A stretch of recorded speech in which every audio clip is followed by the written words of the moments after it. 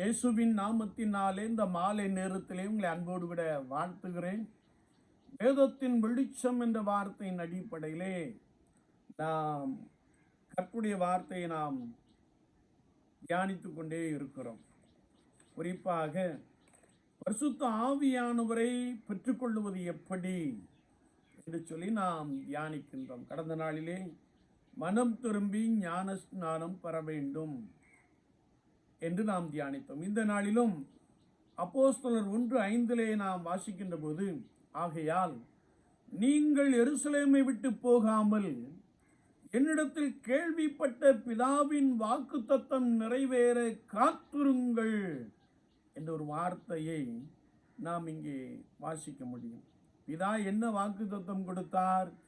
ஆண்டவராகிய இயேசு கிறிஸ்து உயிர்த்தெழுந்த பின்பு 40 நாள் அளவும் தம்முடையவர்களுக்கு தன்மை காண்பித்து தேவனுடைய ராஜ்யத்தை குறித்து அவர்களோடு கூட பேசின பின்பு, யோவான் ஜலத்தினால் உங்களுக்கு ஞான ஸ்நானம் கொடுத்தான், நீங்கள் இன்னும் சில நாளுக்குள்ளே பரிசுத்த ஆவியினாலே ஞான ஸ்நானம் பெறுவீர்கள், இந்த பிதாவின் வாக்கு தத்தத்தை பெற்றுக்கொள்ளும் வரைக்கும் நீங்கள் எருசலேமை விட்டு போகாதிருங்கள் என்று சொல்லுகிற ஒரு வார்த்தையை நாம் வாசிக்க முடியும்.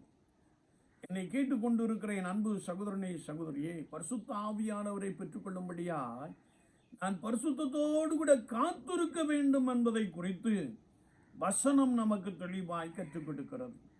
காத்திருந்த யாவர் மீதும் கர்த்தருடைய ஆவியானவர் ஊற்றப்படுகிற சம்பவத்தையும் அவர்கள் பற்பல பாஷைகளில் பேசுகிற நிகழ்வையும் நாம் அப்போஸ்தலர் 2ஆம் அதிகாரத்தில் மிக தெளிவாக அறிந்திருக்கிறோம். எனவே விசுவாச வாழ்க்கையில் ஏதோ ஆலயம் சென்று வருகிற காரியம் அல்ல.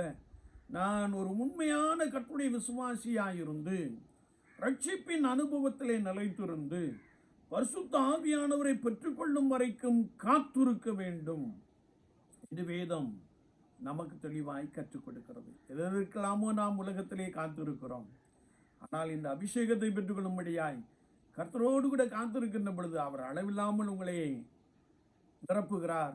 பிதாவின் வாக்குத்தத்தம் உங்களுக்குள்ளே பலமாய் நிறைவேறுகிறது.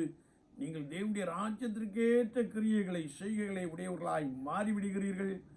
கர்த்தர் உங்களோடு கிடந்து உங்களை பலமாய் ஆசீர்வதித்து வழி நடத்துவாராக. ஆமீன், ஆமீன்.